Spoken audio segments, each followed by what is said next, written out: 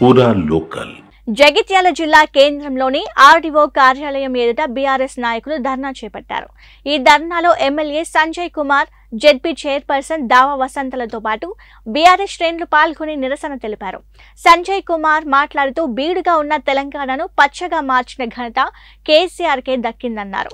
కాకతీయుల తర్వాత చెరువులు తవ్వింది కేసీఆర్ అని 26 లక్షల చెరువులను 5,400 కోట్లతో బాగు చేశామన్నారు. ధాన్యం కొనుగోలులో అధికారులు, ప్రభుత్వం నిర్లక్ష్యం స్పష్టంగా కనిపిస్తుందన్నారు. మళ్లీ నారు పోసే రోజులు వస్తున్నాయి, సాగునీరు అందించే పరిస్థితి లేదన్నారు. రైతుల పక్షాన ప్రశ్నిస్తాం, వారికి అండగా ఉంటామన్నారు.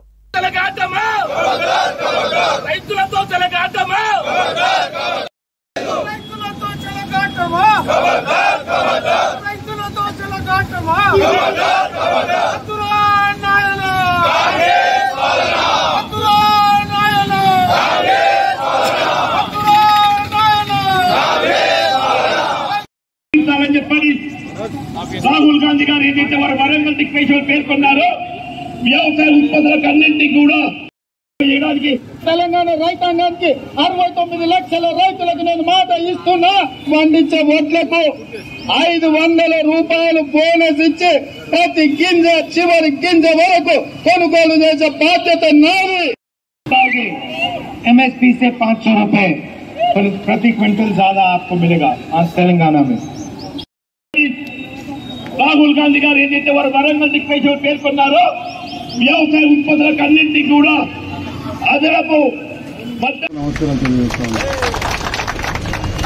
తెలంగాణ రాష్ట్రం ఏర్పడక ముందు 2014-2015 ప్రాంతంలో తెలంగాణ రాష్ట్రంలో మొత్తంగా ఆనాడున్న కాంగ్రెస్ ప్రభుత్వం 25,60,000 క్వింటాలు మెట్రిక్ టన్నులు ఆనాడు వరిధాన్యం కొనుగోలు చేసింది.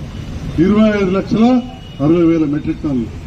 మరి కేసీఆర్ గారు తీసుకున్న ఎన్నో గొప్ప నిర్ణయాల వల్ల మిషన్ కాకతీయలో చెరువులు దవ్వలు కావచ్చు, అదేవిధంగా కాళేశ్వరం ప్రాజెక్టు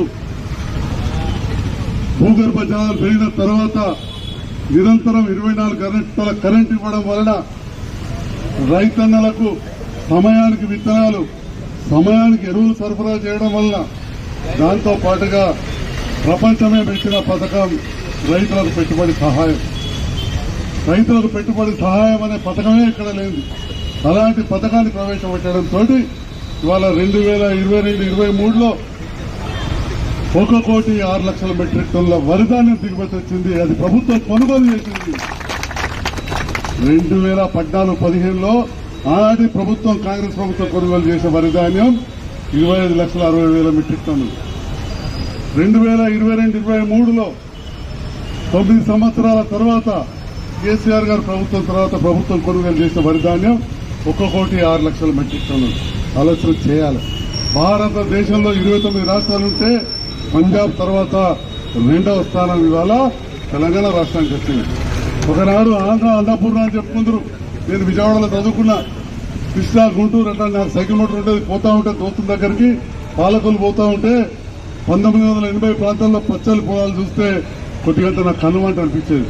ఎందుకంటే జగిత్యాల పక్కన అంతర్గామ ఊరు, చెరువు చుట్టూ మాకు 50-60 ఎకరం ఉండే. చెరువు నీళ్లు ఉండకపోవు, చెరువు చుట్టూ పొలాలన్నీ ఎండిపోతా ఉండే. బోర్లేసి బాయిలు తవ్వి మా నాన్న ఉన్న భూములన్నీ అమ్మాల్సి వచ్చింది. ఆ తర్వాత నేను కూడా డాక్టర్ అయినా 10 ఎకరాలు అమ్మిన. కారణం భూగర్భ జలాలు పడిపోవడం. కానీ కేసీఆర్ గారు ప్రభుత్వం రాగానే ఎవరు అడగలేదు చెరువులు తవ్వమని. ఆనాడు కాకతీయులు ఇంకా నైజాం ప్రభులు కూడా కొంచెం తవ్వారు.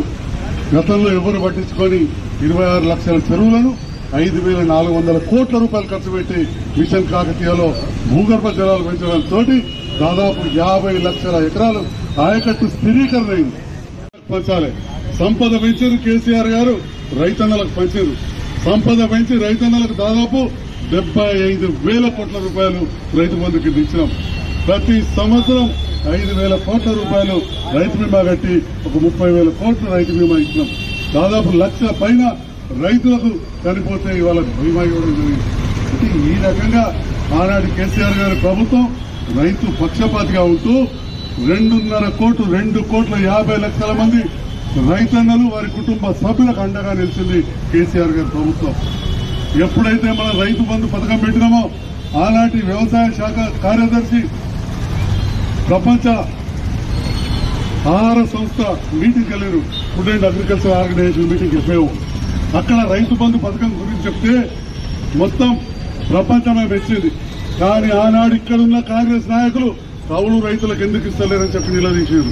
ఇక్కడ జైత్యాల్లో ఇచ్చే సందర్భంలో మాజీ మున్సిపల్ చైర్మన్ గారు ప్రస్తుత ఎమ్మెల్సీ అడిగిన సందర్భం అది మీ వీడియోలలో కూడా రికార్డ్ అయింది. లింగంపేటైతే స్వయాన్ని నేను కూడా పక్కనే ఉన్నా.